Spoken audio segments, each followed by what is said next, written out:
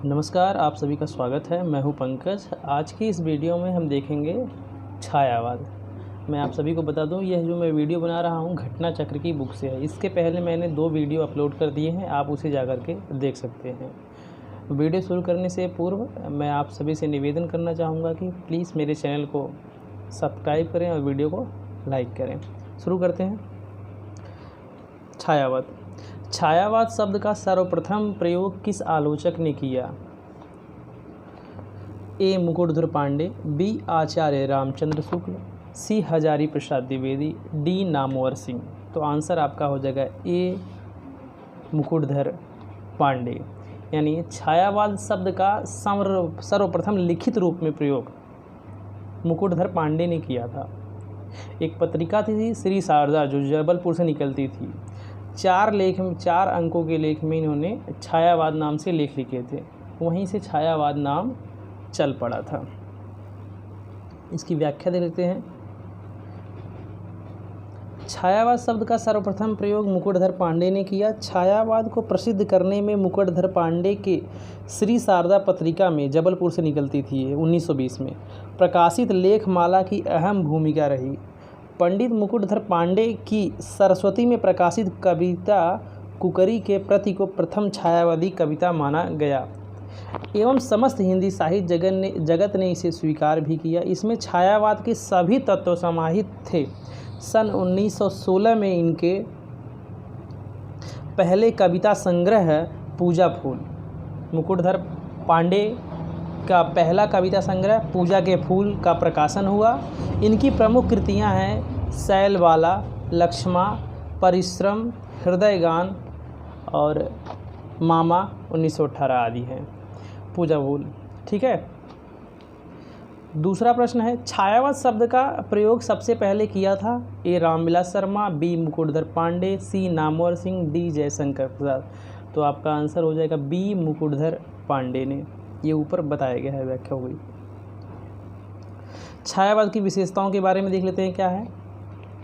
छायावाद के अर्थ निर्धारण के संदर्भ में आचार्य रामचंद्र शुक्ल ने सीमित अर्थ में इसे एक शैली विशेष माना है, जिसमें लाक्षणिक मूर्तिमत्ता, प्रतीक विधान, विरोध चमत्कार, विशेषण विपर्यय, मानवीयकरण, अन्योक्ति विधान आदि पर बल रहता है। छायावाद के व्यापक अर्थ में उन्होंने रहस्यवाद को भी समाविष्ट किया है। जयशंकर प्रसाद ने छायावाद में स्वानुभूति की विवृत्ति पर बल दिया। छायावाद के विवेचन के प्रसंग में स्वच्छंदतावादी प्रवृत्ति का भी उल्लेख मिलता है। इतिवृत्तात्मकता द्विवेदी युग की विशेषता है। आपको याद रखना, इतिवृत्तात्मकता किस युग की विशेषता है? द्विवेदी युग की। आगे चलते हैं। प्रश्न नंबर 7वां।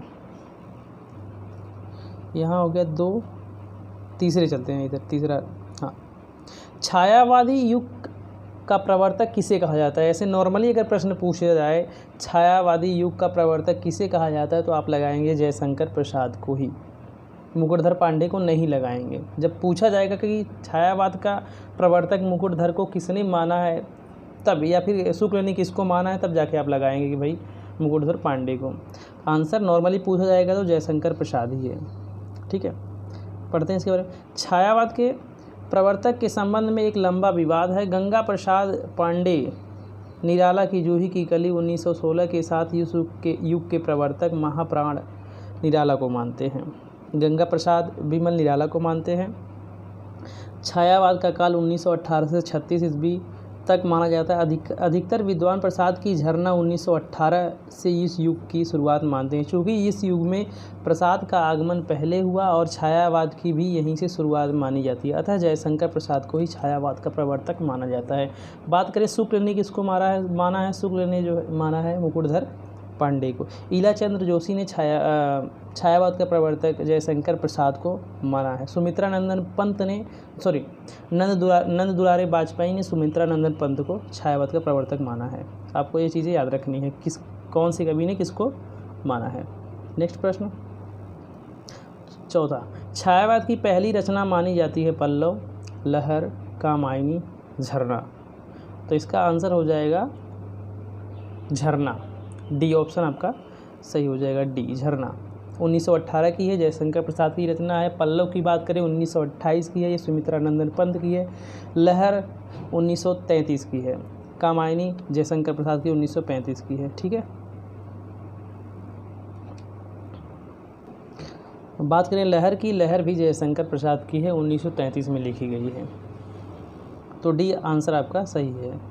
प्रश्न नंबर 5वां, आधुनिक काल की किस काव्यधारा में रहस्यवाद की भावना पाई जाती है? द्विवेदी युग, छायावाद, प्रगतिवाद, डी प्रयोगवाद। आंसर हो जाएगा बी छायावाद।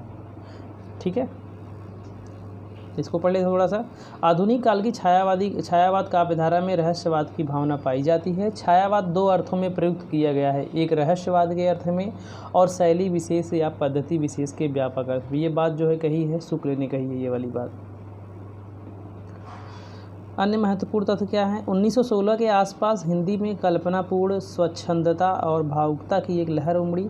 भाव, भाषा, शैली, छंद, अलंकार सभी दृष्टियों से पुरानी कविता से इसका कोई मेल न था। आलोचकों ने इसे छायावाद या छायावादी कविता नाम दिया। प्रश्न 6, छायावाद की निम्नलिखित विशेषताएं हो सकती हैं? विशेषण विपर्यय, स्वच्छंद भावावेश, तीसरा मूर्ति विधान, चौथा इतिवृत्तात्मकता। तो आप जैसा देख लें, चौथा विकल्प जो है इतिवृत्तात्मकता द्विवेदी युग की प्रवृत्ति है। विशेषण विपर्यय और स्वच्छंद भावावेश, मूर्ति विधान ये छायावादी युग की प्रवृत्ति है। इस हिसाब से आपका आंसर सही हो जाएगा ई 1, 2, 3 यानी विशेषण विपर्यय, स्वच्छंद भावावेश और मूर्ति विधान ये तीनों सही हैं। नेक्स्ट पर चलते हैं।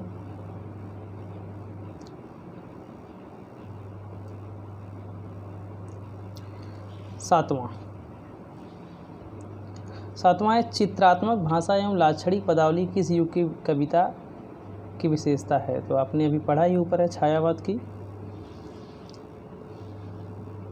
8वां प्रश्न, छायावाद में वक्रता का वैभव मिलता है। प्रसाद के काव्य में निम्नलिखित में से किसका उत्कर्ष मिलता है? विदग्धता का, अभिव्यंजना का, चारुता का, चमत्कार का। तो आपका आंसर बी सही हो जाएगा, अभिव्यंजना का। नेक्स्ट प्रश्न 9वां, हिंदी आधुनिक काल के तीसरे उत्थान की प्रमुख साहित्यिक प्रवृत्ति है?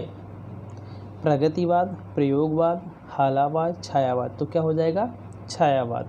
ठीक है, आधुनिक काल को तीसरा उत्थान जो है कि माना है, किसने माना है? ये शुक्ल ने दिया है।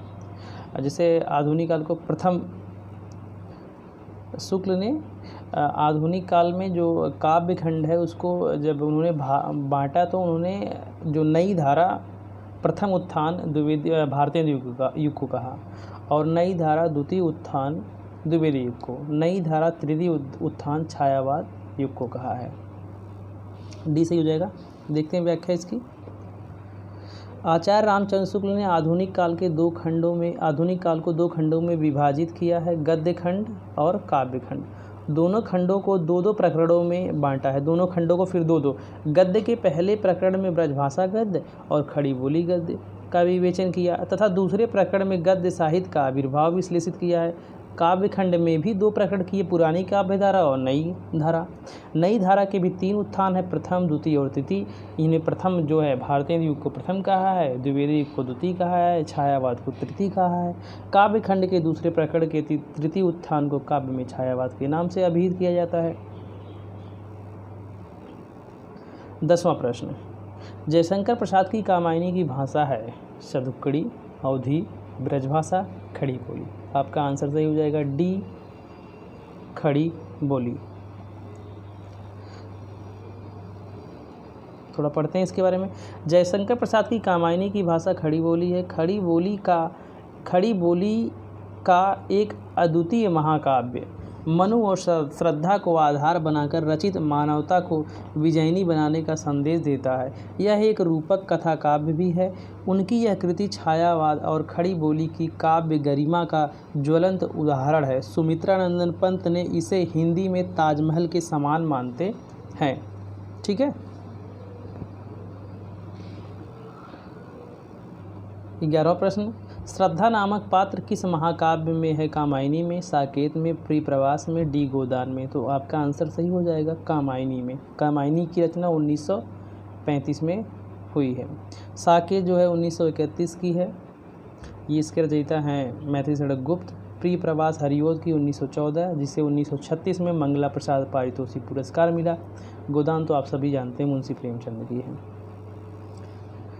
12वां, कामायनी के प्रमुख पात्र हैं ए राम, बी कृष्ण, सी रतन सेन, डी मनु। तो आंसर हो जाएगा डी मनु। ठीक है। कामायनी में कुल कितने सर्ग हैं? ए 8, बी 10 और सी 12, डी 15। तो कामायनी में कुल सर्गों की संख्या 15 है। 15 सर्गों को आपको याद करना है। कभी कभी यह क्रम से लगाने के लिए पूछ लिया जाता है, तो देखते हैं यहाँ पर।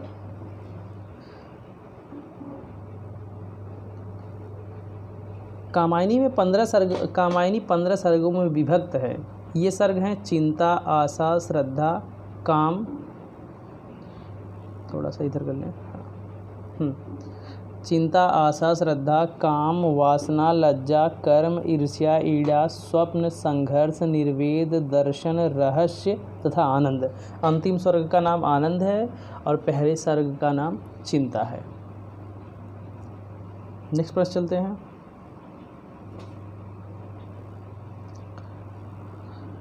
चौदहवां, कामायनी को छायावाद का उपनिषद किसने कहा है?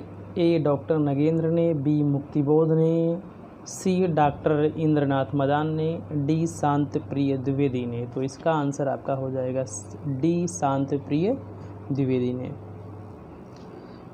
यहाँ इसके बारे में पढ़ते हैं डिटेल थोड़ा सा, इसमें और भी हमें चीज़ें मिल जाती हैं। जयशंकर प्रसाद कृत कामायनी 1935, ये डेट याद रखनी है। टाइम क्या है? 1935। छायावादी शैली का प्रथम महाकाव्य है। शांत प्रिय द्विवेदी ने कामायनी को छायावाद का उपनिषद कहा है। शांत प्रिय द्विवेदी ने 27 कृतियाँ लिखी हैं, जिनमें प्रमुख है परिचय, नीरव, हिमानी, हमारे साहित्य निर्माता, युग और साहित्य, सामयिकी, धरातल, जीवन यात्रा, परिव्राजक की प्रजा, वृंत और विकास, कवि और काव्य, परिक्रमा, चित्र और चिंतन एवं स्मृतियाँ और कृतियाँ। 15वां प्रश्न, छायावाद को राष्ट्रीय जागरण की काव्यात्मक अभिव्यक्ति किसने कहा है? तो आपका आंसर सही हो जाएगा बी नामवर सिंह ने। इसमें पढ़ते हैं और भी हमें फैक्ट मिलेंगे इसमें। डॉक्टर नामवर सिंह ने छायावाद को राष्ट्रीय जागरण से जोड़ते हुए लिखा है, छायावाद उस राष्ट्रीय जागरण की काव्यात्मक अभिव्यक्ति है जो एक ओर पुरानी रूढ़ियों से मुक्ति चाहता था और दूसरी ओर विदेशी पराधीनता से। इस जागरण में जिस तरह क्रमशः विकास होता गया, इसकी काव्यात्मक अभिव्यक्ति भी विकसित होती गई और इसके फलस्वरूप छायावाद संज्ञा का भी अर्थ विस्तार होता गया। और डॉक्टर रामविलास शर्मा ने देखो क्या कहा है। डॉक्टर रामविलास शर्मा तथा डॉक्टर नामवर सिंह आदि आलोचकों ने छायावाद को राष्ट्रीय आंदोलन तथा पूंजीवाद के विकास के साथ जोड़ा है। डॉक्टर नगेंद्र ने, जबकि डॉक्टर नगेंद्र की दृष्टि में छायावाद स्थूल के प्रति सूक्ष्म का विद्रोह है। 16वां, कामायनी में श्रद्धा किसका प्रतीक है? तन का, बी मन का, सी हृदय का, डी बुद्धि का। तो आंसर क्या हो जाएगा आपका? सी हृदय का। कामायनी में मनु, श्रद्धा और ईड़ा क्रमशः मनु जो है मन का, श्रद्धा जो है हृदय का, ईड़ा जो है बुद्धि का। एक और पात्र है मन का पुत्र, मनु का पुत्र कुमार, जो मानव का प्रतीक है। कामायनी अपनी मूल कथा और उससे व्यंजित होने वाले तात्पर्य दोनों की दृष्टि से अत्यंत श्रेष्ठ रचना है। कामायनी जयशंकर प्रसाद कृत एक महाकाव्य है जिसमें 15 सर्गें याद रखना है आपको। इसकी प्रधान पात्र श्रद्धा है। काम की पुत्री होने के कारण उसका दूसरा नाम कामायनी भी है। श्रद्धा का दूसरा नाम क्या है? कामायनी भी, क्योंकि वह काम की पुत्री है। प्रसाद जी ने इस गरिमामयी नारी को सम्मान देने के लिए ही अपने महाकाव्य का नाम कामायनी रखा है। इसकी कथा का आधार ऋग्वेद, छंदोयोग, उपनिषद, शतपथ ब्राह्मण और श्रीमद् भागवत है। प्रश्न है, कामायनी की श्रद्धा का प्रतीक है बुद्धि का, मन का, हृदय का, डी आनंद का। भी अपने ऊपर पढ़ा है, किसका प्रतीक है? हृदय का। तो ऑप्शन आपका सी सही हो जाएगा।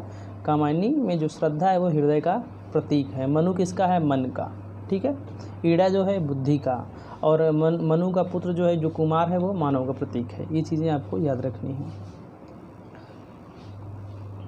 18वां प्रश्न, जयशंकर प्रसाद की किस कृति को पहले ब्रज भाषा में तथा बाद में खड़ी बोली में रूपांतरित कर दिया गया? ए प्रेम पथिक, कानन कुसुम, झरना, डी आंसू। तो आंसर आपका हो जाएगा ए प्रेम पथिक। इसका टाइम है 1913।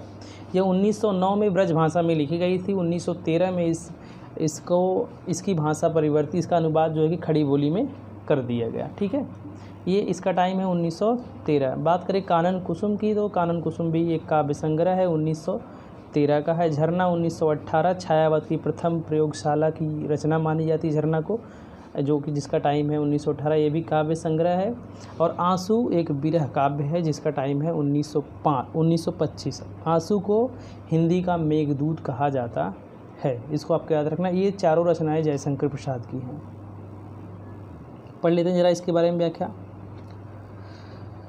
छायावादी कवि जयशंकर प्रसाद की रचना प्रेम पथिक 1913 पहले ब्रज भाषा में लिखी गई थी, किंतु बाद में उसे खड़ी बोली में रूपांतरित कर दिया गया।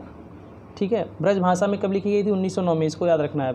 यह भी उल्लेखनीय, कानन कुसुम और झरना के परिवर्तित संस्करणों में कवि ने कुछ नई कविताओं का समावेश किया है तथा आंसू में 64 छंद और जोड़ दिए गए। आंसू एक विरह काव्य है। आंसू को हिंदी का मेघदूत कहा जाता है, इसको आपको याद रखना है। ठीक है, झरना 1918 है और इसको छायावाद की प्रयोगशाला का प्रथम काव्य कहा जाता है।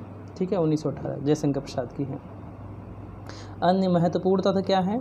यहाँ पर उनकी हमें टाइम भी पूछा जाता है, कभी कभी रचनाओं को मेल करने के लिए पूछा जाता है, तो आपको टाइम भी याद रखना है। जयशंकर प्रसाद की प्रमुख काव्य रचनाएं उर्वशी जो चंपू काव्य 1909 में है, वन मिलन 1909, प्रेमराज 1909, अयोध्या का उद्धार 1910, शोकोच्छ्वास 1910। एक रचना है उच्छ्वास 1920, यह पंत की रचना है, आपको याद रखना है। शोकोच्छ्वास किसकी है? जयशंकर प्रसाद की, लेकिन उच्छ्वास पंत की है, उसका टाइम है 1920।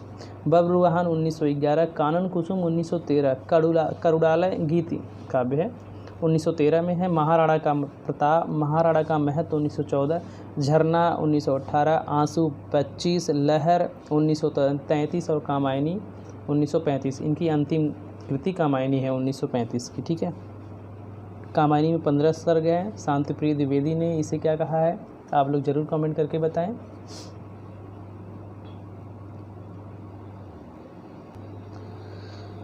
19वां, निम्न में से कौन सी कृति जयशंकर प्रसाद की नहीं है? कानन कुसुम, दीपशिखा, झरना, कामायनी। तो कानन कुसुम तो अभी हमने पढ़ा 1913 में जयशंकर प्रसाद की है। दीपशिखा की बात करें तो ये महादेवी वर्मा की है, इसका टाइम 1942 है। झरना 1918 छायावाद की प्रयोगशाला की प्रथम काव्य संग्रह झरना, कामायनी 1935। तो आपका आंसर बी सही हो जाएगा। दीपशिखा 1942 की है, महादेवी वर्मा की है, यह इनकी कृति नहीं है। 20वां प्रश्न, सन 1918 में प्रकाशित जयशंकर प्रसाद के काव्य संकलन झरना में कितनी कविताएं थीं? ए 22, बी 18, सी 24, डी 33। तो आपका आंसर हो जाएगा 24, सी आंसर सही है। इसके बारे में थोड़ा जानते हैं, थोड़ा सा लंबा है।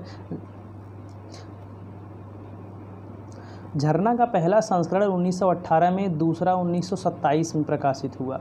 झरना के तीसरे संस्करण के अंतर्गत जो 1934 में प्रकाशित हुआ, देखो 3 संस्करण हुए, 18, 27, 34 प्रकाशक का निवेदन है, जिस शैली की कविता को हिंदी साहित्य में आज के दिन छायावाद का नाम मिल रहा है, उसका प्रारंभ प्रस्तुत संग्रह द्वारा ही हुआ था। किंतु झरना के प्रथम संस्करण के संबंध में आचार्य शुक्ल ने क्या कहा है? शुक्ल के विचार देखिए क्या गया है। प्रथम जो 1918, झरना उन 24 कविताओं में उस समय नूतन पद्धति पर निकलती हुई कविताओं से,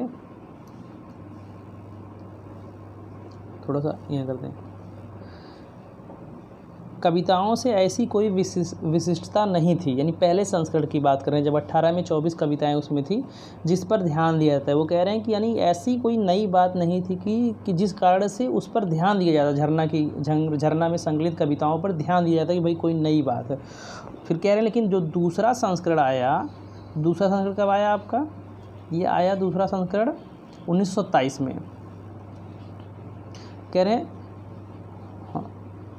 दूसरे संस्करण में जो बहुत पीछे 1984 संबंध में पुस्तक का स्वरूप ही बदल गया, उसमें आधी से ऊपर अर्थात 33 रचनाएं जोड़ी गई जिनमें पूरा रहस्यवाद, अभिव्यंजनावाद का अनूठापन, व्यंजक चित्र विधान सब कुछ मिल जाता है। विषाद, बालू की बेला, खोला द्वार, बिखरा हुआ प्रेम और है बसंत की प्रतीक्षा इत्यादि उन्हें पीछे जोड़ी हुई रचनाओं में है, जो पहले 1975 के संस्करण में नहीं थी। 1975 यानी 1918। अगर संबंध में से 57 साल घटा देते हैं तो आपका सन में ईस्वी में चेंज हो जाता है वो। 21वां देखते हैं। आंसू है ए मुक्तक काव्य, बी अतुकांत काव्य, सी प्रबंध काव्य, डी इनमें से कोई नहीं। तो आंसू के बारे में मैंने बताया जयशंकर प्रसाद की है, 1925 इसका टाइम है, इसे हिंदी का मेघदूत कहा जाता है और यह एक विरह काव्य है। इसमें कोई ऑप्शन नहीं है, तो देखते हैं इसका आंसर हमारा सही हो जाएगा डी। देखते हैं इसका। आंसू विरह काव्य है जिसमें प्रेमी की अतीत की मादक स्मृतियों की याद में अपनी आंतरिक ज्वाला, विषाद और वेदना का इजहार है। स्मृति के रूप में प्रायः 3 वस्तुओं का उल्लेख हुआ है: प्रिय की शारीरिक सौंदर्य और प्रारंभिक परिरंभ कुंभ की मदिरा तथा निश्वास मलय के झोंके का।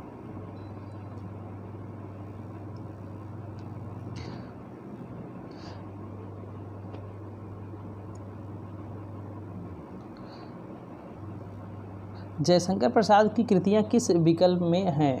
ए नीरजा, ए में है कि बी में, सी में, डी में? आप लोग देखिए, तो इसमें आपका आंसर हो जाएगा बी, झरना, लहर, ध्रुवस्वामिनी, स्कंदगुप्त। ठीक है। जो पहली कृतियां हैं वे सारी हैं महादेवी वर्मा की, दूसरी वाली जयशंकर प्रसाद की, परिमल गीतिका ये है निराला जी की, परिमल गीतिका प्रबंध पद्य तुलसीदास और पल्लव गुंजन युगबाड़ी ग्राम्य है सुमित्रानंद पंत की। तो हमारा आंसर सही हो जाता है क्या? बी सही हो जाता है। ठीक है, झरना लहर। 23वां प्रश्न नंबर 23, निम्नलिखित में से किस कृति के लेखक जयशंकर प्रसाद नहीं हैं? कानन कुसुम, ध्रुवस्वामिनी, चारुचंद्र लेख, तितली। तो क्या आंसर हो गया? आपका आंसर हो जाएगा सी, चारुचंद्र लेख।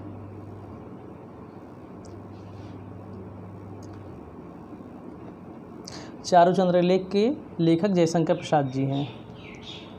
जयशंकर प्रसाद नहीं हैं बल्कि हजारी प्रसाद द्विवेदी हैं। हजारी प्रसाद द्विवेदी की प्रमुख रचनाएं हैं बाणभट्ट की आत्मकथा, पुनर्नवा, अनामदास का पोथा, कुटज, विचार प्रवाह, अशोक के फूल, कल्पलता, आलोक पर्व, विचार और वितर्क इत्यादि।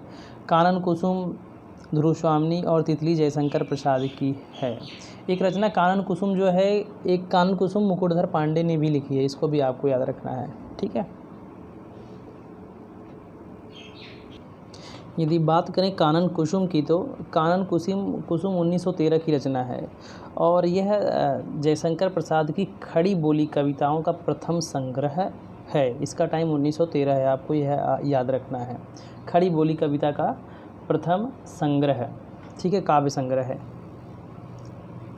और बात करें अगर जयशंकर प्रसाद की प्रथम कविता की, तो प्रथम कविता छायावादी प्रथम कविता है, तो जो प्रथम प्रभात है जो झरना में 1918 में प्रकाशित हुई थी।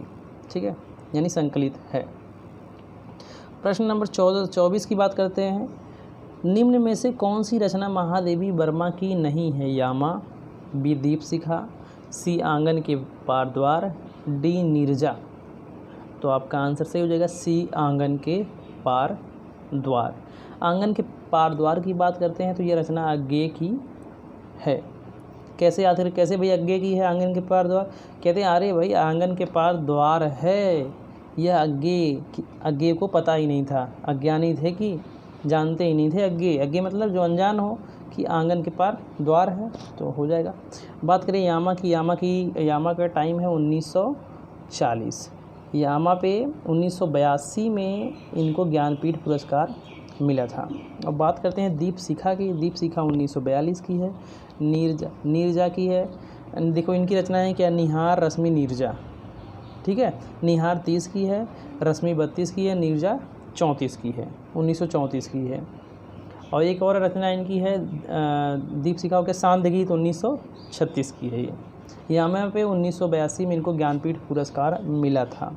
पता है आपको यामा के बाद जब साहित्य में पुरस्कार दिए, पहले क्या था कि विशेष किसी रचना को दिया जाता था, लेकिन उसके बाद क्या है, संपूर्ण काव्य संकलन के लिए आपके साहित्य में पूर्ण योगदान के लिए दिया जाने लगा। 82 के बाद कृति को नहीं मिलता, बल्कि संपूर्ण साहित्य में जो आपका योगदान है उसके लिए मिलता है।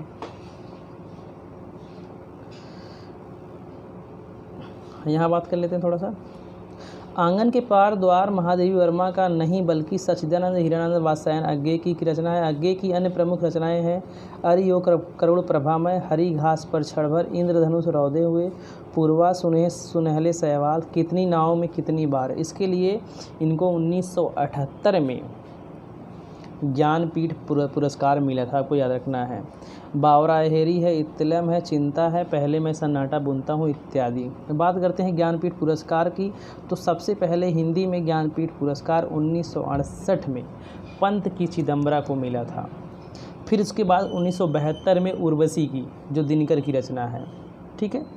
फिर 1978 में अज्ञे को कितनी नावों में कितनी बार, और 1982 में यामा के बाद जो है कि किसी विशेष रचना को नहीं दिया जाता, बल्कि साहित्य में संपूर्ण योगदान के लिए ज्ञानपीठ पुरस्कार दिया जाता है। नेक्स्ट प्रश्न चलते हैं। हाँ, एक चीज़ और बता दें, जो नीरजा जिसका टाइम आपका एक तरह से नीरजा 36 में है, नीरजा का टाइम 34 है। ये महादेवी वर्मा की रचना है, 1934। सेक्सरिया पुरस्कार मिला हुआ था। कौन सा? सेक्सरिया। मंगला प्रसाद पारितोषिक पुरस्कार इनको यामा के लिए मिला था। यामा के लिए ही इनको ज्ञानपीठ पुरस्कार भी मिला। नेक्स्ट प्रश्न चलते हैं।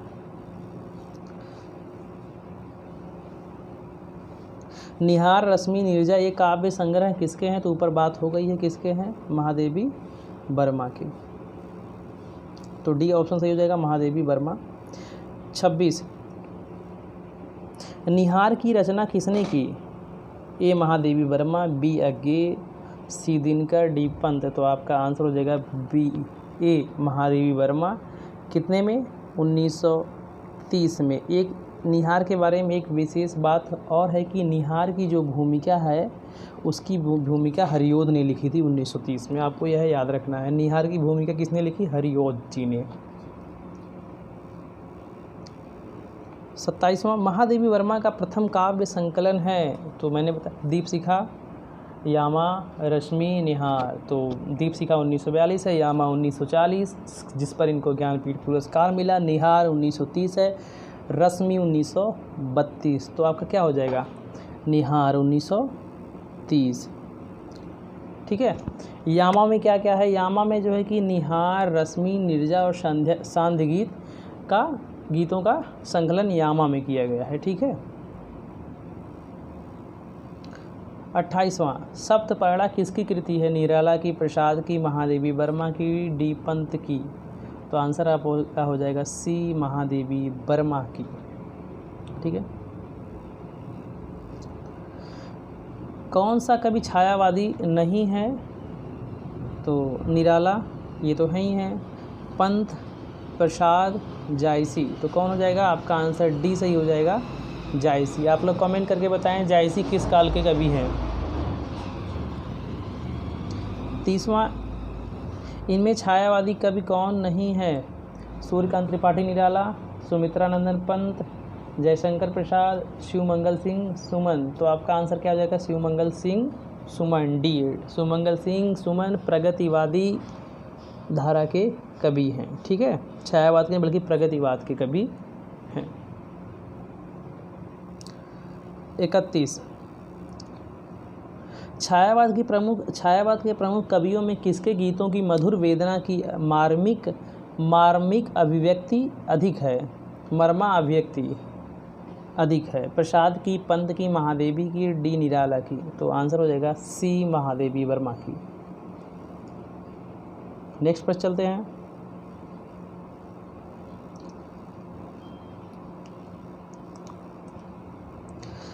केवल सूक्ष्मगत सौंदर्य का राग कहकर छायावाद का किसने विरोध किया था? आचार्य शुक्ल ने, महादेवी वर्मा ने, सुमित्रानंदन पंत ने, अज्ञे ने? तो किसने? महादेवी वर्मा ने। तो आपका आंसर सही हो जाएगा कौन सा? Mahadevi Verma, B answer. जबकि नगेंद्र ने छायावाद के बारे में कहा है कि स्थूल के प्रति सूक्ष्म का विद्रोह है, और रामकुमार वर्मा ने कहा है कि जब आत्मा की छाया परमात्मा में और परमात्मा की छाया आत्मा में पड़ने लगती है तो उसे छायावाद कहा जाता है। तो आपको ये चीज़ें याद रखनी है, कौन किसने छायावाद के बारे में क्या कहा है। नेक्स्ट प्रश्न चलते हैं, थोड़ा पढ़ लेते हैं यहाँ पे। छायावादी समीक्षा का विवेचन करते हुए महादेवी वर्मा ने कहा, छायावाद स्थूल की प्रतिक्रिया में उत्पन्न हुआ था। छायावाद ने कोई रूढ़िगत आध्यात्म या वर्गगत सिद्धांत का संचय न देकर हमें केवल समष्टिगत चेतना और सूक्ष्मगत सौंदर्य सत्ता की ओर जागरूक कर दिया था। इसी से उसे यथार्थ रूप में ग्रहण करना हमारे लिए कठिन हो गया। अतः स्पष्ट है कि महादेवी वर्मा ने केवल सूक्ष्मगत सौंदर्य सत्ता का राग कहकर छायावाद का विरोध किया था। छायावाद का बहुत विरोध हुआ, शुक्ल ने पहले इसे एक्सेप्ट ही नहीं किया। अगला है, ये बहुत ही फेमस है, सबको पता होगा, मैं नीर भरी दुख की बदली, यह कथन किसका है? तो ये महादेवी वर्मा का। नेक्स्ट प्रश्न चलते हैं।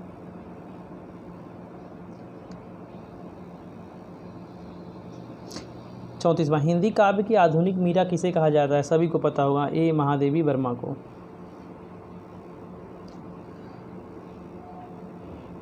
यहाँ थोड़ा पढ़ लेते हैं, इसमें कुछ और फैक्ट्स हैं। जिस प्रकार मीरा ने स्वयं को श्री कृष्ण के प्रति समर्पित कर दिया था, वही समर्पण भाव महादेवी वर्मा की कविताओं में है। अतः महादेवी वर्मा को आधुनिक युग की मीरा कहा जाता है। काव्य शिरोमणि निराला जी ने क्या कहा है इनके सम्मान में? उनकी साहित्यिक उत्कृष्टता को हिंदी के विशाल मंदिर की सरस्वती कहकर संबोधित किया है।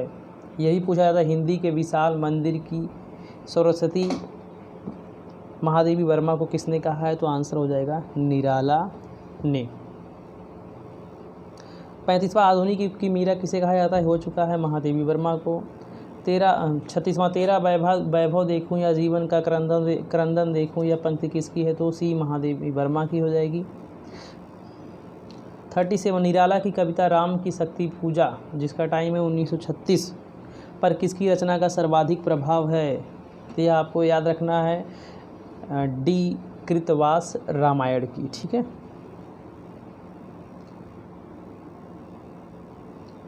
थोड़ा सा इसके बारे में राम की शक्ति पूजा के बारे में पढ़ते हैं। कृतवास रामायण के आधार पर सूर्यकांत त्रिपाठी निराला ने राम की शक्ति पूजा मिथक काव्य रचना की है। निराला जी ने इसे कथा में परिवर्तन तो नहीं किया, लेकिन राम के चरित्र को आधुनिक मनुष्य के अंतर्द्वंद से जोड़ दिया है। निराला की कविताओं पर भारतीय दर्शन का गहरा प्रभाव पड़ा है। राम की शक्ति पूजा लंका कांड के कथानक को लेकर लिखी गई है, एक लंबी कविता है। राम की शक्ति पूजा क्या है? एक लंबी कविता है और ये अनामिका में संकलित है, ये भी आपको याद रखना है। ये लंबी कविता पूछा जाता है कि इनमें से निम्न में से दी गई कौन सी कविता लंबी कविता है? तो ऑप्शन दिए देंगे, उसमें एक रहेगा राम की शक्ति पूजा। ठीक है, इसमें अपने सर्जक के निजत्व के समीपतम पहचान का प्रतिफलन है। यह राम कथा कम निराला के रचनात्मक संशय, संघर्ष, आत्म बलिदान की कहानी अधिक है। ऐसा भी लोग मानते हैं कि इसमें जो दिखाया गया है, निराला ने कहीं न कहीं अपने आप के, अपने जीवन के कष्टों को दिखाने का प्रयास किया है। जो राम का दुख है वो, मतलब ये राम के दुख को अपने से जोड़ते हैं। 38 है, निराला की कविता राम की शक्ति पूजा पर किस रचना का सर्वाधिक प्रभाव पड़ा? तो आंसर कृतवास रामायण हो चुका है पहले ही। नेक्स्ट प्रश्न है,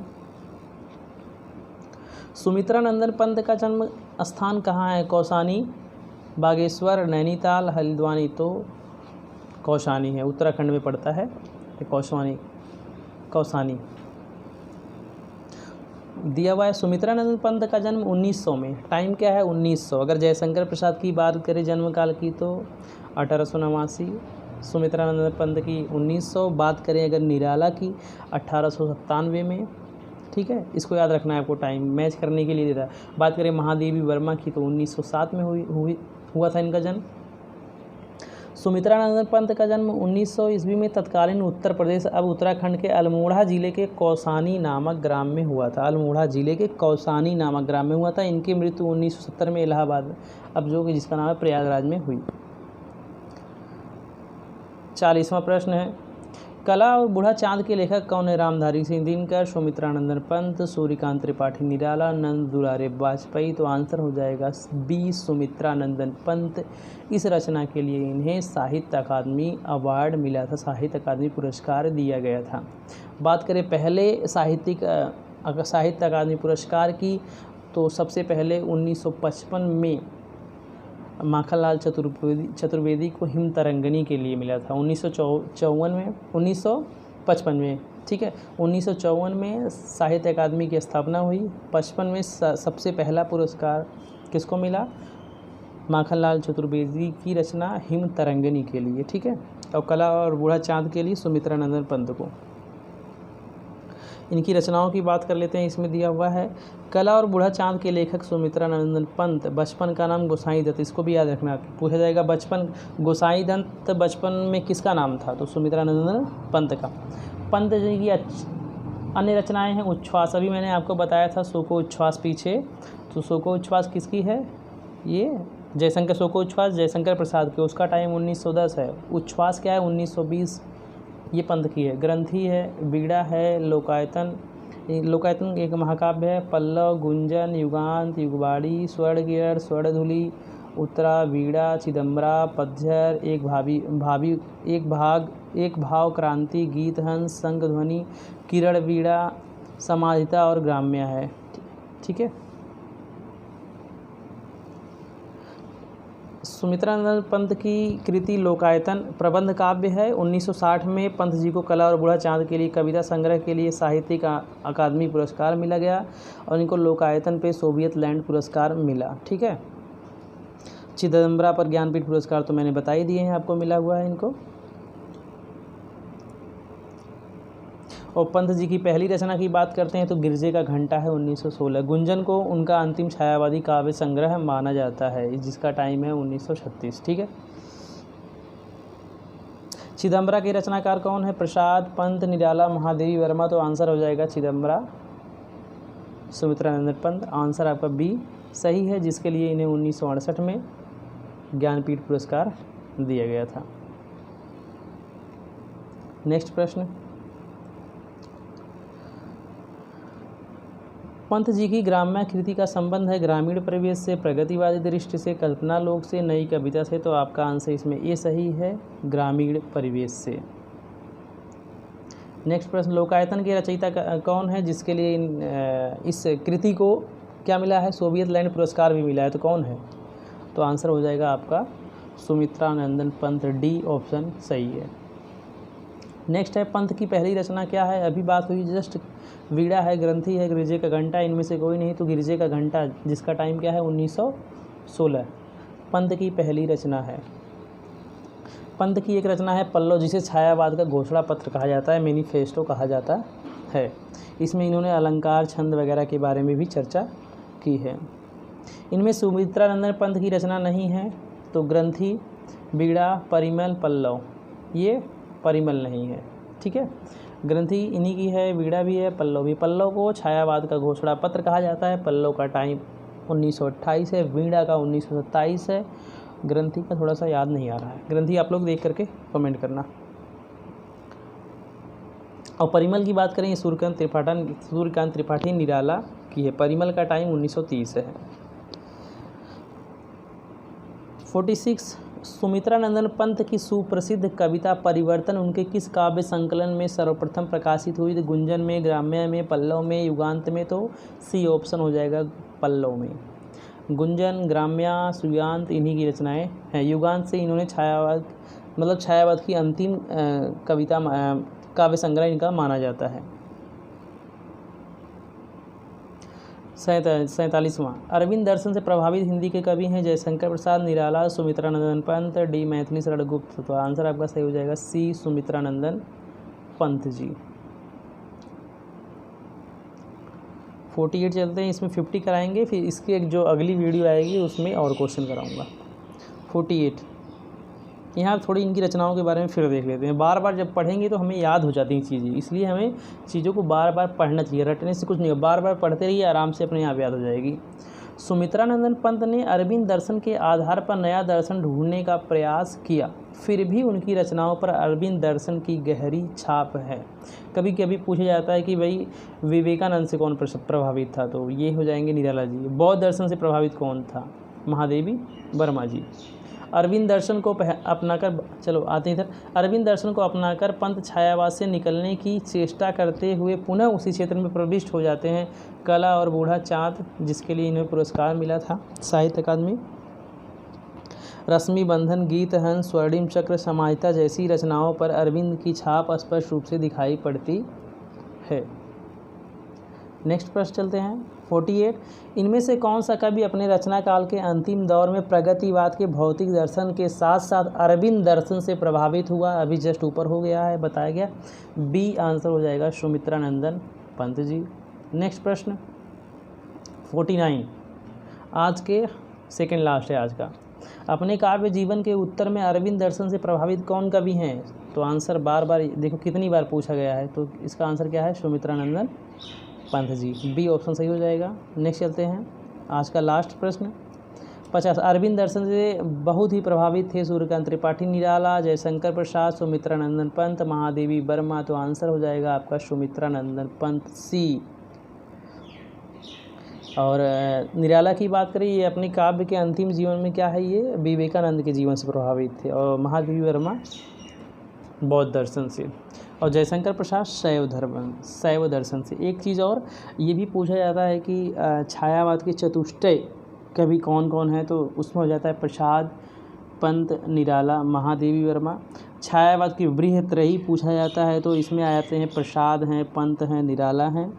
और ब्रह्मा, विष्णु, महेश पूछा जाता है, प्रसाद को छायावाद का ब्रह्मा कहा जाता है, और विष्णु सुमित्रा नंदन पंत को, महेश जो है कि निराला जी को कहा जाता है। ये चीज़ें आपको याद रखनी है। ब्रह्मा, विष्णु, महेश, प्रसाद, पंत, निराला। प्रसाद को ब्रह्मा, पंत को विष्णु, निराला को महेश कहा जाता है। और लघुत्रयी की बात करें, लघुत्रयी में आते हैं राम कुमार वर्मा, महादेवी वर्मा और भगवती चरण वर्मा। ये सारी चीज़ें लघुत्रयी, बृहत्रयी, छायावादी चतुष्टय वगैरह चीज़ें पूछी जाती है। बाकी के जो कुछ प्रश्न बच रहे हैं इनको मैं अपनी नेक्स्ट वीडियो में कराऊँ, क्योंकि ये वीडियो बहुत लंबी हो जा रही है। इसमें कम से कम 60-70 प्रश्न हैं पूरे छायावाद से रिलेटेड। ये पूरा छायावाद से 75, 79 ये पूरा हो जाता। ये 86 क्वेश्चन है, तो मैं बाकी 50 मैंने करा दिए, बाकी बचते हैं 36। तो मेरी जो अगली वीडियो आएगी उसमें होगा। और यदि आपको वीडियो पसंद आई हो तो लाइक कर लें और चैनल को ज़रूर से ज़रूर सब्सक्राइब करें। और आपको जैसा भी लगे, अच्छा बुरा जो भी लगे, कमेंट में जा कर के ज़रूर लिखें। यदि मुझसे कोई त्रुटि हो गई हो, कुछ बताने में कुछ भूल हो गई हो, तो उसमें कमेंट में करें, ताकि किसी का कुछ नुकसान ना हो और अगली वीडियो में उसको सही कर दिया जाए। थैंक यू, मिलते हैं नेक्स्ट वीडियो में, तब तक के लिए बाय। और चैनल को सब्सक्राइब करना ना भूलें।